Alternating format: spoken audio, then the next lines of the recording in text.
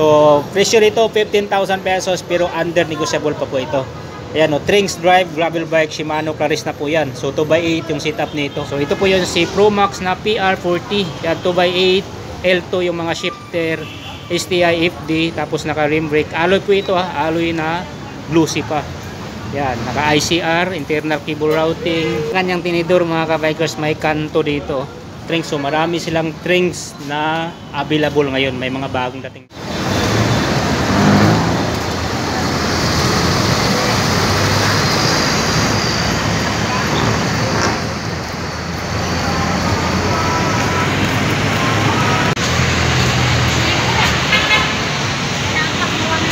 Yun, nandito tayo sa Fun Ride Bike Shop. Ayan, so update tayo sa mga presyuhan dito dahil may mga bagong labas nila ng mga mountain bike dito. Pero unahin muna natin itong mga budget bike nila dito. Ayan, oh, presyo 2,800 pesos, 3x7, combo shifter. Ayan, 26ers to mga kabikers ha. Ayan, bakal ang batalya. Ayan, may mga iba pang kulay nito ha. Goods na to, pang service, pang trabaho. So makakasave na kayo ng pamasahe nito. So ito pa 3,500, 3x7, yan combo shifter, folding bike naman to. Bakal pa rin ng batalya. Okay, ito 3,800, yan budget bike, 3x7 combo shifter. 26ers pa rin ang sukat nito, tapos naka coil spring na yan. Yan, goods na to, pang service, pang trabaho. Pwede na rin to sa mga estudyante, pampasok ng school. Pwede na to. Ito, Garuda mga kabikers. Yan, Garuda Genesis 3x7, 5,000 pesos. Alloy na po ito mga kabikers ha. Okay, helmet. May pre-helmet pa. May pre-helmet na yan. Ayan. Kasi patapos na ang taon. 3x7, combo shifter po yan. Yan, ulitin ko, may mga pre-helmet po dito ha. Tapos naka coil spring. So 26ers pa rin to.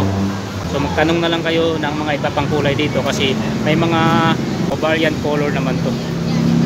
So lahat po yan naka side stand. Yan, so ito Brave 3x7, 6,000 pesos, mechanical. Ayan, naka cam shifter. Yan, alloy po ito si Brave. Tapos naka coil spring yung tinidor. Yan, so 27.5 po ang size nitong Brave. Pero itong mga budget wheel talaga, lahat po yan is mga 26ers. Okay, so dito tayo sa baba. So mayroon na itong Garuda Eagle gravel bikes. Yan, 5,500 pesos. Alloy na po ito mga kabikers, matte red. Yan, no? Yan. So alloy ang batalya, pero yung tinidor bakal. So naka ICR na siya, kita nyo naman, no? Naka internal cable routing na siya, tapos naka disc brake pa yan.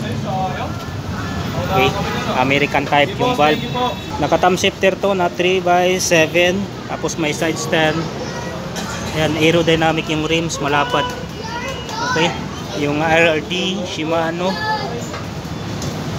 Ayan, okay, Garuda. Alloy pang batalya nito 5,500 pesos. Ayan, mayroon ditong Fixie 3,500 pesos. Garuda din to mga kabikers, oh. Pero Fixie may extra sang sprocket. Yan, pwede yung baliktarin kung gawin yung free wheel. Yun, mayroon ditong Fixie na naka drop bar mga kabikers, oh. Garuda version 2. Yan, alloy po ito, 6,500 pesos. Nakakaliper yung preno sa harap. Yan, naka drop bar po ito ha. Yan, oh, Trovative aerodynamic pa. Yan, alloy siyempre ang batalya niyan. Tapos may aero na siyang extra sprocket. Same lang ito, Fixie mga kabikers. Ang pinagkaiba lang, ito ay bakal, ito ay alloy, tapos ito ay street bar, ito naman is naka drop bar. So magkaiba talaga yung presyoan yan. So ulitin ko lang yung presyo dito sa naka drop bar, 6,500 pesos. Dito naman sa naka street bar na bakal, 3,500 pesos. Okay, so dumako tayo dito sa 2.6 R-Type. Yan, naka STI na to, 2x9, nakakasit, halotic na, tapos naka rim brake. Ma'am, magkano naman dito Ma'am Lia presyoan dito? 13,000 pesos. Yung sukat nito 48 cm. Napawisan na eh. May pa-ice cream to. Yun, naka-halotic na yan mga kabikers ha. Ayan o.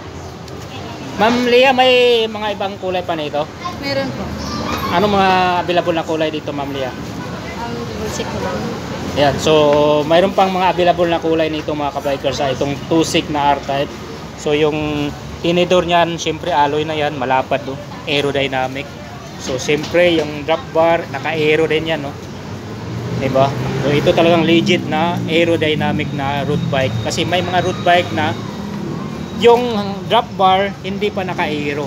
Gaya nito, hindi pa naka-aero yan no, tube pa yan no, tubular type pa yan no.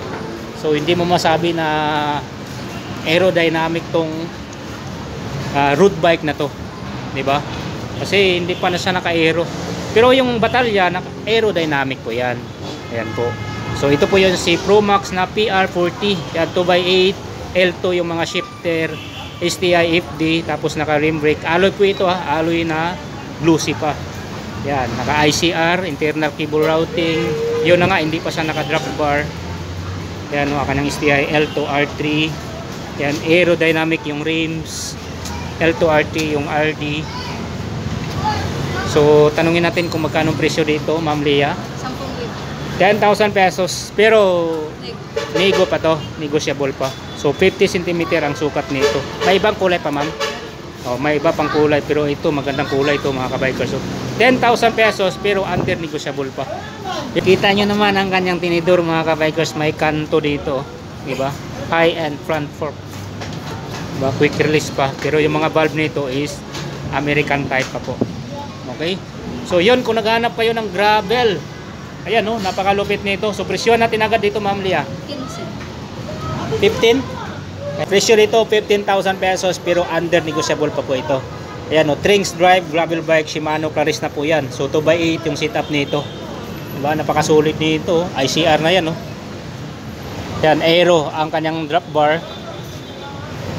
Diba, solid nito. Anong size ng gulong nito, Ma'am Leah? 38C. Yan, twista na yung valve. Yan, may mga ibang kulay pa to, ma'am? Meron. Mayroon pa. So 48 ang sukat nito mga kabikers ha. Solid na to. Cell bearing bottom bracket. Diba? Under negotiable to 15,000 pero under negotiable. Trinx na drive gravel bike. Glossy green, tapos may papansin nyo, mayroon siyang glitters dito. Diba? Kumikinang-kinang.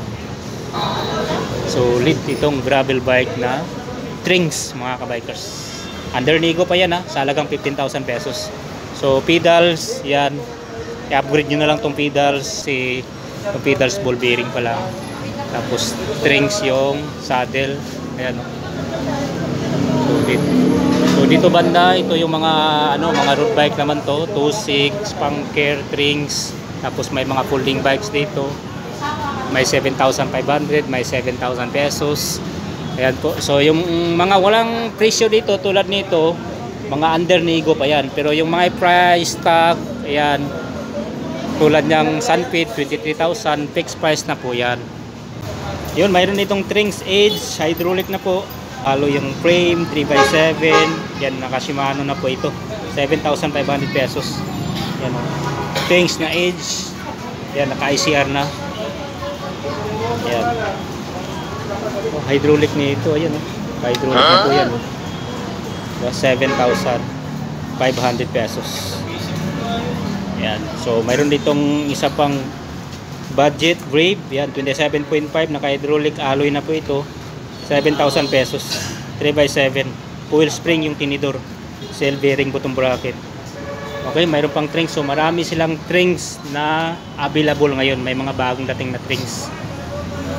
Tindero lang luma. Yun. So dito tayo sa Trinx na AIM 800 Elite.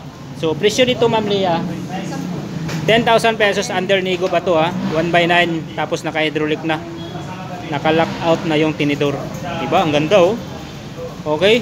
Mayroon pa ditong Trinx AIM 1,000 dito, ma'am. 12,500 pesos 29er. Pagka 27, ma'am, magkano naman?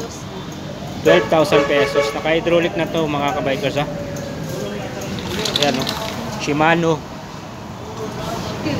excuse.